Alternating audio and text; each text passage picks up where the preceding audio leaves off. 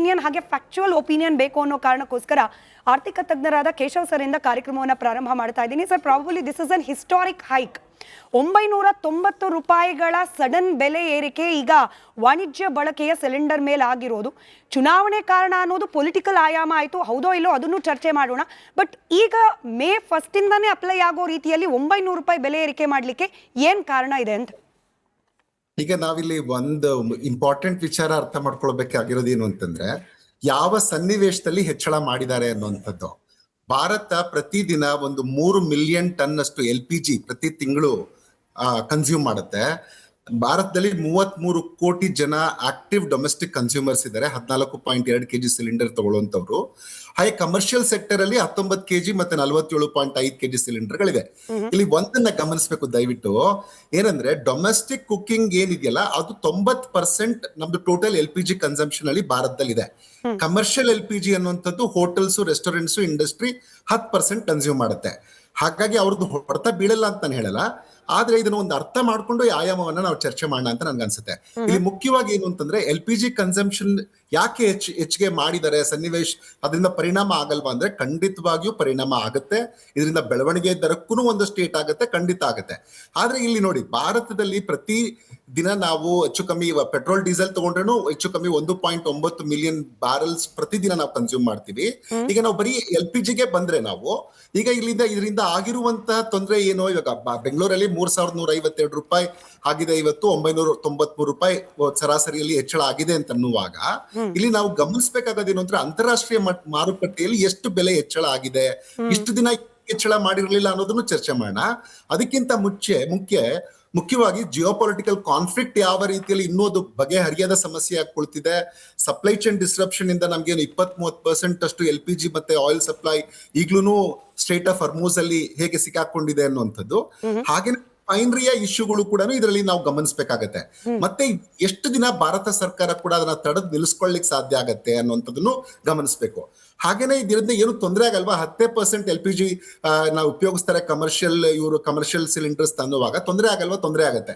ಈಗ ಬೆಲೆಗಳ ಹೆಚ್ಚಳ ಆಗತ್ತೆ, ಈಗ ಆಗ್ಲೇ ಹೆಚ್ಚಳ ಆಗಿತ್ತು, ಬಹುಶಃ ಅದಕ್ಕೀಗ ಒಂದು ಫಾರ್ಮಲ್ ಆದಂತ ಈಗ ಸ್ವಲ್ಪ ದಿನಗಳು ಅನ್ನೋಂಥದ್ದು ಈಗ ಅದನ್ನು ಫಾರ್ಮಲ್ ಮಾಡ್ಬೋದು. ರೆಸ್ಟೋರೆಂಟ್, ಬೇಕರಿ, ಈಟರೀಸ್ ಅಲ್ಲೆಲ್ಲಾನು ಬೆಲೆ ಜಾಸ್ತಿ ಆಗತ್ತೆ.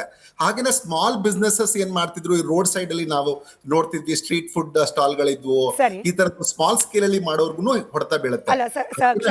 ನಾನು ಇಂಟರಪ್ಟ್ ಮಾಡ್ತಾ ಇದ್ದೀನಿ. You are speaking about the consequences. Definitely ಅದ್ರ ಬಗ್ಗೆ ಕೂಡ ಮಾತನಾಡೋಣ. ಬಟ್ ನನ್ನ ಪ್ರಶ್ನೆ ಇದ್ದಿದ್ದು, ಓವರ್ ನೈಟ್ ಬೆಲೆ ಏರಿಕೆಯ ಡಿಸಿಷನ್ ತೆಗೆದುಕೊಳ್ಳಿಕ್ಕೆ ಕಾರಣವಾಗಿದ್ದೇನು? ಚುನಾವಣೆಯ ಮತದಾನ ಮುಗಿತು ಅನ್ನೋದು ಒಂದೇ ಕಾರಣ ಮಾಡಿಲ್ಲ. ಇಲ್ಲ, ಓವರ್ ನೈಟ್ ಹೆಚ್ಚಳ ಮಾಡಿಲ್ಲ. ಹಾಗೆ ಮಾಡೋಗಿದ್ದಿದ್ರೆ ಡೊಮೆಸ್ಟಿಕ್ ಕನ್ಸ್ಯೂಮರ್ಸ್ಗೂ ಹೆಚ್ಚಳ ಮಾಡ್ತಿದ್ರು ಅನ್ನುವಂಥದ್ದು ನನ್ನ ವಾದ. ಅದಕ್ಕಾಗಿ ನಾನು ಇದನ್ನೆಲ್ಲ ದತ್ತಾಂಶಗಳನ್ನ ಕೊಟ್ಟಿದ್ದು. ಇಲ್ಲಿ ಮುಖ್ಯವಾಗಿ ಅರ್ಥ ಮಾಡ್ಕೊಳ್ಬೇಕಾಗಿದ್ದು ಏನು ಅಂತಂದ್ರೆ, ಒಂದಷ್ಟು ಹೊರೆಯನ್ನ ವರ್ಗಾಯಿಸಲೇಬೇಕು. ಇದು ಜಾಸ್ತಿ ದಿನ ಹಿಂಗೆ ಮುಂದುವರೆದ್ರೆ ಅದನ್ನ ಕನ್ಸ್ಯೂಮರ್ ಇದ್ರ ಮೇಲೂ ಹೆಚ್ಚಳ ಮಾಡ್ಬೇಕಾಗತ್ತೆ. ಜಾಸ್ತಿ ದಿನ ಆಗಿದ್ದರಿಂದ ಒಂದಷ್ಟು ವರ್ಗಾವಣೆಯನ್ನ ಕಮರ್ಷಿಯಲ್ ಸಿಲಿಂಡರ್ ಗಳ ಮೇಲೆ ಹೆಚ್ಚಳ ಮಾಡಿದ್ದಾರೆ. ಆದ್ರೆ 90% ಏನು ನಮ್ದು ಓವರ್ ಆಲ್ LPG ಕನ್ಸ್ಯೂಮರ್ಸ್ ಇದ್ದಾರೆ, 33 ಕೋಟಿ ಜನ ಏನು ಡೊಮೆಸ್ಟಿಕ್ ಸಿಲಿಂಡರ್ಸ್ ನ ಯೂಸ್ ಮಾಡ್ತಾರೆ, ಅವ್ರ ಮೇಲೆ ಮಾಡ್ಲಿಲ್ಲ ಅನ್ನೋದನ್ನು ದಯವಿಟ್ಟು ಗಮನಿಸಬೇಕು. ಅದನ್ನ ನಾವು ಗಮನಿಸಬೇಕು. ಮತ್ತೆ ಹೆಚ್ಚಳ ಎಷ್ಟು ದಿನ ಅಂತ ಸರ್ಕಾರ ಕೂಡ ಅದನ್ನ ಹೊರುತ್ತೆ ಅನ್ನೋಂಥದ್ದನ್ನ ದಯವಿಟ್ಟು ಅರ್ಥ ಮಾಡ್ಕೋಬೇಕು ನಾವೆಲ್ಲರೂ. ಮತ್ತೆ ಅಂತಾರಾಷ್ಟ್ರೀಯ ಮಟ್ಟದಲ್ಲಿ ನೋಡಿ, ಈಗಾಗಲೇ ಅಮೆರಿಕದಲ್ಲಿ 35% ಹೆಚ್ಚಳ ಮಾಡಿದ್ದಾರೆ, ಆಸ್ಟ್ರೇಲಿಯಾದಲ್ಲಿ 29% ಹೆಚ್ಚಳ ಮಾಡಿದ್ದಾರೆ, ಚೈನಾದಲ್ಲಿ 28% ಹೆಚ್ಚಳ ಮಾಡಿದ್ದಾರೆ, ಕೆನಡಾದಲ್ಲಿ 28.9% ಹೆಚ್ಚಳ ಮಾಡಿದ್ದಾರೆ. UAE ಅಲ್ಲಿ ಅವೈಲೇಬಲ್ ಇದೆ ಗ್ಯಾಸ್, ಅಲ್ಲಿ ಅವರು ಕೂಡ 40.8% ಹೆಚ್ಚಳ ಮಾಡಿದ್ದಾರೆ. UK 20%, Japan 8%, Russia 1.5%. ಈ ತರ ಎಲ್ಲ ಹೆಚ್ಚಳ ಮಾಡಿದಾಗ ಇದು ಕಂಪೇರ್ ಮಾಡಿದ್ರೆ ನೀವು ಭಾರತದಲ್ಲಿ ಓವರ್ ಆಲ್ ಎಷ್ಟು ಹೆಚ್ಚಳ ಆಗಿದೆ ಅಂತಂದ್ರೆ ಅದು ನೆಗ್ಲಿಜಿಬಲ್ ಅಂತ ನಾನು ಹೇಳ್ತೀನಿ. ಓಕೆ, ಇರ್ಬೋದು ಸರ್. ನೀವು ಆರ್ಥಿಕ ತಜ್ಞರು, ಹಾಗಾಗಿ ದೊಡ್ಡ ಲೆಕ್ಕ ನೋಡ್ತೀರಿ. ಅದ್ರ ಮುಂದೆ ಈ 10% ಕಮರ್ಷಿಯಲ್ ಬಳಕೆದಾರರ ಸಂಖ್ಯೆ ಕಮ್ಮಿ ಅನ್ಸ್ಬೋದು. ನಾನು ಈ ಪ್ರಶ್ನೆ ಹೊಳ್ಳ ಸರ್ನ ಕೇಳ್ತೀನಿ. ಹೊಳ್ಳ ಸರ್, ನಾವು ಬೇರೆ ದೇಶದ ಬಿಟ್ಬಿಡೋಣ, ಇಡೀ ದೇಶದ ಬಿಟ್ಬಿಡೋಣ, ನಮ್ಮ ರಾಜ್ಯದಲ್ಲೇನೆ ಈ 10% ಅಂತ ಹೇಳಿ ಕಮರ್ಷಿಯಲ್ ಬಳಕೆದಾರರು ಅಂತ ಲೆಕ್ಕ ಕೊಟ್ಟರು. ಈ 10% ಅಲ್ಲೇನೆ ನೂರಾರು ಕುಟುಂಬಗಳು ಸರ್, ಇನ್ಫ್ಯಾಕ್ಟ್ ಲಕ್ಷಾಂತರ ಕುಟುಂಬಗಳು ಅವಲಂಬಿತವಾಗಿದೆ. ಕೇವಲ ಹೋಟೆಲ್ ಮಾಲೀಕರು ಮಾತ್ರವಲ್ಲ, ಅಲ್ಲಿ ಕೆಲಸ ಮಾಡೋರು, ಅವ್ರ ಕುಟುಂಬಸ್ಥರು ಬಹುಶಃ ಕೋಟಿ ಮುಟ್ಬೋದೇನೋ ಈ ಸಂಖ್ಯೆ. ಸೊ ಅವ್ರ ಮೇಲೆ ಇದ್ದಕ್ಕಿದ್ದ ಹಾಗೆ ಈ 900 ಹತ್ರ 1000 ರೂಪಾಯಿ ಬೆಲೆ ಏರಿಕೆ ಮಾಡಿರೋದು ಪರಿಣಾಮ ಎಷ್ಟು ದೊಡ್ಡದಿದು ಅಂತ? ಇದು ಖಂಡಿತ ಪರಿಣಾಮ ಬೀರುತ್ತೆ. ಇದು ನಾವು ಎಕ್ಸ್ಪೆಕ್ಟ್ ಮಾಡ್ತಾ ಇದ್ವಿ. ಇದನ್ನು ಎಲೆಕ್ಷನ್ ಆದಮೇಲೆ 29ಕ್ಕೆ ಬರುತ್ತೆ, 29 ಸಾಯಂಕಾಲನೇ ಜಾಸ್ತಿ ಮಾಡ್ತಾರೆ ಅಂತ. ನಾನು ಇನ್ಫ್ಯಾಕ್ಟ್ ಪೆಟ್ರೋಲು ಜಾಸ್ತಿ ಆಗುತ್ತೆ ಅಂದ್ಕೊಂಡಿದ್ದೆ, ಡೀಸೆಲು ಜಾಸ್ತಿ ಆಗುತ್ತೆ, 20 ರೂಪಾಯಿ ಕನಿಷ್ಠ ಏರಿಸ್ತಾರೆ ಅಂದ್ಕೊಂಡಿದ್ದೆ. ಅದು ಯಾಕೋ ಇನ್ನೂ ಪೆಟ್ರೋಲ್ ಮುಟ್ಟಿಲ್ಲ, ಅದು ಮೋಸ್ಟ್ಲಿ ರಿಸಲ್ಟ್ ಬಂದಮೇಲೆ ಆಗ್ಬೋದು. ನಾನು ಕಂಪ್ಲೀಟ್ಲಿ ಕಂಪ್ಲೀಟ್ಲಿ ನಾನು ಅಕ್ಸೆಪ್ಟ್ ಮಾಡ್ತೀನಿ. ವಾರಿಂದ ಇದು ಆಗ್ತಾ ಇದೆ. ಯಾಕಂದರೆ ಇಷ್ಟು ದಿನ ಯಾಕೆ ತಡೆ ಹಿಡಿದ್ರು ಅಂದರೆ ಇಟ್ಸ್ ಆಲ್ವೇಸ್ ಪೊಲಿಟಿಕಲ್. ನೀವು ನಗ್ಬೋದು, but it is always political ಅಂತ ನಾನು ಹೇಳ್ತೀನಿ. ಆದರೆ ಇದರಿಂದ ಖಂಡಿತ ಪರಿಣಾಮ ಒಂದೇ ಸರ್ತಿ ನೀವು ಹೆಚ್ಚು ಕಮ್ಮಿ ಈಗ 30% ಮೇಲೆ ಜಾಸ್ತಿ ಮಾಡಿದ್ದಾರೆ. ಇದು ನಮ್ಮ ಇತಿಹಾಸದಲ್ಲಿ ಇದು ಫಸ್ಟ್ ಟೈಮ್ ಈ ಥರ ಹೈಕ್ ಆಗಿರೋದು. ಇವತ್ತು ಪೇಪರ್ಲ್ಲಿ ಓದ್ತಾ ಇದ್ದೆ, ಬರೀ ಗ್ಯಾಸ್ಗೆ 30% ಮಾಡಿದ್ದಾರೆ, ಬಾಕಿದೆಲ್ಲ ನಾವು ಮಾಡಿಲ್ಲ ಅಂತ. ಬಾಕಿದನ್ನು ಮಾಡೇ ಮಾಡ್ತಾರೆ. ಯಾಕೆಂದರೆ ಇದು ಒಂದು ಅಂಗ ಅಷ್ಟೇ. ಇದು ಪೆಟ್ರೋಲು ಜಾಸ್ತಿ ಆಗಬೇಕು, ಡೀಸೆಲು ಜಾಸ್ತಿ ಆಗಬೇಕು. ಇದು ಹೋಟ್ಲವ್ರ ಮೇಲೆ ಖಂಡಿತ ಪರಿಣಾಮ ಬೀಳುತ್ತೆ. ಯಾಕೆಂದರೆ ನಮ್ಮದು ಒಳಗೆ ಬರೋ ಸಾಮಾನುಗಳು ಅದಕ್ಕೂ ಬೆಲೆ ಜಾಸ್ತಿ ಆಗುತ್ತೆ, ನಮ್ಮ ಪಲ್ಸಸ್ಗೆ ಜಾಸ್ತಿ ಆಗುತ್ತೆ, ಪ್ರತಿಯೊಂದು ಜಾಸ್ತಿ ಆಗುತ್ತೆ. ಈಗ ಗ್ಯಾಸ್ ಜಾಸ್ತಿ ಆಗಿರೋದು ಹೋಟ್ಲವ್ರಿಗೆ ಎಫೆಕ್ಟ್ ಆಗ್ಬೋದು, ಆಟೋದವ್ರಿಗೆ ಎಫೆಕ್ಟ್ ಆಗ್ಬೋದು, ಬಟ್ ಇವೆಂಚುಲಿ ಅದು ಎಲ್ಲರಿಗೂ ಎಫೆಕ್ಟ್ ಆಗುತ್ತೆ. ಯಾಕೆಂದರೆ ಕಸ್ಟಮರ್ ಮೇಲೆ ಪರಿಣಾಮ ಜಾಸ್ತಿ ಬೀಳುತ್ತೆ. ಈಗ ಕೆಲವರು ಬೆಲೆ ಜಾಸ್ತಿ ಮಾಡದೆ ಕೂತಿದ್ರು, ಈಗ ಖಂಡಿತ ಏರಿಸ್ತಾರೆ ಹೋಟ್ಲವರು. ಈಗ ಆಟೋದವ್ರು ಕೂಡ ಹಾಗೆ ಮಾಡ್ತಾರೆ. ಇದು ಒಂದು ಪರಿಣಾಮ ಬೀಳುತ್ತೆ ಹೋಟ್ಲವ್ರ ಮೇಲೆ ಅಂತ ನಾನು ಖಂಡಿತವಾಗಿ ಹೇಳ್ತೀನಿ. ಈಗ ಯುದ್ಧ ಶುರುವಾಗೋಕ್ ಮುಂಚೆಗೂ ಈಗೂ ಆಲ್ಮೋಸ್ಟ್ ಹತ್ರ ಡಬಲ್ ಜಾಸ್ತಿ ಆಗಿರೋದು. Sir, I just want to understand. ಈಗ ದೊಡ್ಡ ಹೋಟೆಲ್ಗಳು ಅಥವಾ ಪರ್ಯಾಯ ವ್ಯವಸ್ಥೆ ಇರುವ ಹೋಟೆಲ್ಗಳು ಸಮ್ಹೌ ದೇ ಕ್ಯಾನ್ ಸರ್ವೈವ್. ಒಂದು ಚಿಕ್ಕ ಗೂಡಂಗಡಿಯಲ್ಲಿ ಕಾಫಿ ಟೀ ಮಾಡೋರು, ಒಂದು ಚಿಕ್ಕ ತಳ್ಳೋ ಗಾಡಿಯಲ್ಲಿ ಇಡ್ಲಿನೋ ದೋಸೆನೋ ಚಿತ್ರಾನ್ನನೋ ಮಾರೋರು, who are dependent completely on the cylinders, ಅವ್ರ ಮೇಲೆ ಆಗೋ ಪರಿಣಾಮ ಏನು ಅಂತ ಮುಚ್ಕೊಂಡು ಹೋಗ್ಬಿಡ್ಬೇಕಾ ಬಾಗ್ಲು ಹೋಟೆಲ್ದು? ತುಂಬ ತೊಂದರೆ ಆಗಿದೆ ಅವ್ರಿಗೆ. ನಮ್ಮ ಇಂಡಸ್ಟ್ರಿಯಲ್ಲಿ ಇವಾಗ ನಾವೆಲ್ಲ ನಮಗೆಲ್ಲ ಅಷ್ಟು ಪರಿಣಾಮ ಅಷ್ಟಾಗಿಲ್ಲ. ಬಟ್ ಸಣ್ಣ ಹೋಟ್ಲವರಿಗೆ ಇವತ್ತಿಗೂ ಗ್ಯಾಸ್ ಬರ್ತಾ ಇಲ್ಲ. ಅದನ್ನ ಯಾರು ಇವತ್ತಿಗೂ ಬರ್ತಾ ಇಲ್ಲ. ಅವರು ಬ್ಲ್ಯಾಕ್ ಮಾರ್ಕೆಟಲ್ಲಿ 4,000 ಚಿಲ್ಲರೆ ಕೊಟ್ಟು ತೊಗೊತಾ ಇದ್ದಾರೆ. ಇನ್ನು ಇವತ್ತಿಂದ 4,700 ಆಗುತ್ತಾ ನಂಗೆ ಗೊತ್ತಿಲ್ಲ. ಸೊ ಆ ಸಣ್ಣ ಹೋಟ್ಲ್ ನಮಗೆ ಮ್ಯಾಕ್ಸಿಮಮ್ ಕಂಪ್ಲೇಂಟ್ ನಮ್ಮ ಸಂಘಕ್ಕೆ ಬರೋದೇ ಅವರಿಂದ. ಅವ್ರಿಗೇನಾಗ್ತಾ ಇದೆ, ಹಿಂದೆ ಎಲ್ಲೋ ಗ್ಯಾಸ್ ಕೊಡ್ತಾ ಇದ್ರು, ಯಾರ ಹತ್ರನೋ ತೊಗೊತಾ ಇದ್ರು. ಅವ್ರದ್ದು ತಪ್ಪಲ್ಲ, ಯಾರೋ ಸಬ್ ಡೀಲರ್ ಕೊಡ್ತಾ ಇದ್ದ. ಇವತ್ತು ಅಲಾಟ್ಮೆಂಟ್ ಬರ್ತಾ ಇಲ್ಲ ಅವರಿಗೆ.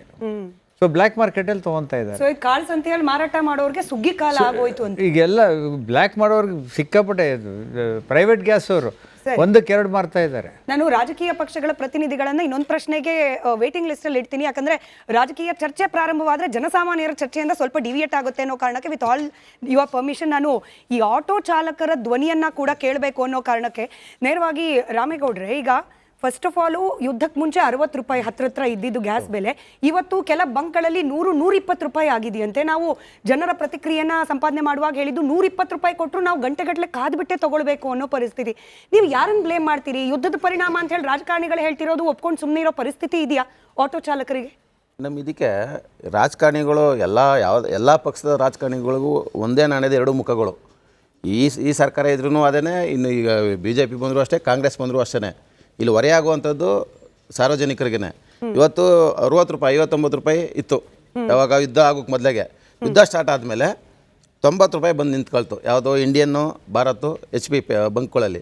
ಅದೇ ಈಗ ಪ್ರೈವೇಟ್ ಬಂಕ್ಗಳಲ್ಲಿ 120-140 ರೂಪಾಯಿ.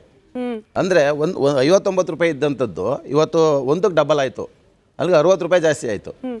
ಇವತ್ತು 5 ರೂಪಾಯಿ 73 ಪೈಸೆನ ಜಾಸ್ತಿ ಮಾಡಿದ್ದಾರೆ. ಇವಾಗ 1 ಲೀಟ್ರಿಗೆ ಅಷ್ಟು ಮಾಡಿದ್ರೆ ನಾವು ಬದುಕೋದು ಹೇಗೆ? ಆಮೇಲೆ ಇವತ್ತಿನವರೆಗೂ ಕೂಡ ಯಾವುದೇ ರಾಜಕಾರಣಿ ಆಗಲಿ ಚಾಲಕರು ಇಷ್ಟೆಲ್ಲ ಕಷ್ಟದಲ್ಲಿ ಬೆಳಗ್ಗೆಯಿಂದ ಮಧ್ಯಾಹ್ನವರೆಗೂ ನಿಂತ್ಕೊಂಡು ನಾವು ಹೋಗಿ ನಿಂತ್ಕೊಳ್ಳೋದು 4 ಅವರು, ಅಲ್ಲಿಗೆ ಹೋಗೋಷ್ಟಲ್ಲಿ ಬಂಕ್ ಹೋಗೋಷ್ಟಲ್ಲಿ ಖಾಲಿ. ನಾವು ಆ ಬಿಸಿಲಲ್ಲಿ ನಿಂತ್ಕೊಂಡು ಗ್ಯಾಸ್ ಇಲ್ಲ. ನಮಗೇನೋ ಇವತ್ತು 100 ರೂಪಾಯಿ ಸಂಪಾದನೆ ಆದರೆ ನಮ್ಮ ಮನೆಗೆ ಮಕ್ಕಳು ಮರಿಗೆ ಏನಾದರೂ ತರಕಾರಿ ಅಕ್ಕಿ ತಗೊಂಡು ಹೋಗ್ಬೇಕು, ಒಂದು 100 ರೂಪಾಯಿ ಸಂಪಾದನೆ ಆಗಲಿ ಅಂತ ನಾವು ನಿಂತಿರ್ತೀವಿ. ಇವತ್ತಿನವರೆಗೂ ಯಾವ ರಾಜಕಾರಣಿನೂ ಕೂಡ ಒಂದು ಬಾಯಿ ಬಿಚ್ಚಿ ಮಾತಾಡಿಲ್ಲ. ಚಾಲಕರಿಗೆ ಈ ಥರ ಸಮಸ್ಯೆ ಇದೆ, ಅವ್ರಿಗೇನಾದರೂ ಒಂದು ಅನುಕೂಲ ಮಾಡಿಕೊಡ್ಬೇಕು, ಇಲ್ಲ ಒಂದು ಸಹಾಯಧನ ಕೊಡಬೇಕು, ಇಲ್ಲ ಅವ್ರಿಗೇನಾದರೂ ಒಂದು ರೇಷನ್ ಕಿಟ್ ಕೊಡಬೇಕು ಅನ್ನೋದು ಇವತ್ತಿನವರೆಗೂ ಯಾವುದೇ ರಾಜಕಾರಣಿಗಳು ಕೂಡ ಬಾಯಿ ಬಿಟ್ಟಿಲ್ಲ. ಯಾರೋ ಒಂದು ಫಿಲಮ್ ಇಂಡಸ್ಟ್ರಿಯವರು ಒಂದು 3 ಜನ ಏನೋ ಚಾಲಕರಿಗೆ ಒಂದು ಅನುಕೂಲ ಮಾಡಿಕೊಟ್ಟಿದ್ರು ಬಿಟ್ಟರೆ ಈ ರಾಜಕಾರಣಿಗಳು ಯಾರು ಇವತ್ತು